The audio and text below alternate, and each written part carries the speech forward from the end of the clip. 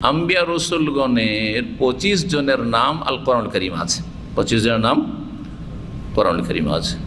তার মধ্যে সূরাতুল আনআমের কয়েকটি আয়াতে এক জায়গায় কতটি নবীর নাম আছে? 18টি নবীর নাম আছে।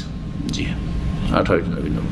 ওয়াতিলকা হুজ্জাতুনা আতাইনাহা ইব্রাহিম আলা কওমিহি নারফাউ দারাজাতিম মান নাশা ইন্না রাব্বাকা হাকীমুন আলীম। ইব্রাহিম আলাইহিস সালাম দিয়ে শুরু হয়েছে। তারপরে ওয়াহাবনা লাহু ইসহাক ওয়া ইয়াকুব, এইভাবে ইলা আখিরে।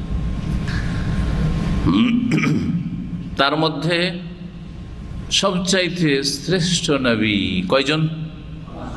5 জন, যাদেরকে উলুল আজম মিনার রসুল, দৃঢ় প্রতিজ্ঞ রসুল বলা হয়েছে।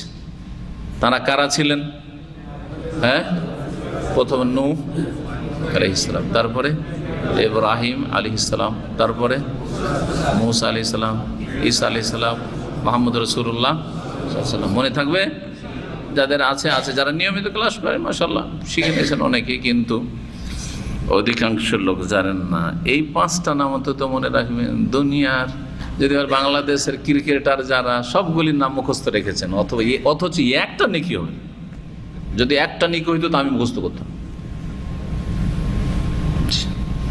যদি একটা নেকি থাকতো তো আমি মুখস্থ করতাম, কারণ একটা নেকি তো তুচ্ছ না। ওই একটা নেকি আমার নাজাতের ওসিলা হইতে পারে, তাই না?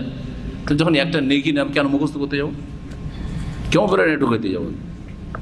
কথা বোঝা গেছে? কোন ইসলামের খেদমতটা হয়েছে এইসব খেলা দিয়ে?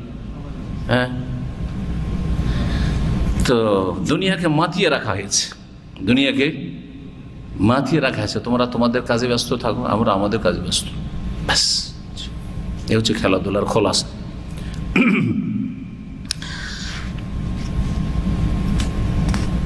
নবীনা মিন বাদে।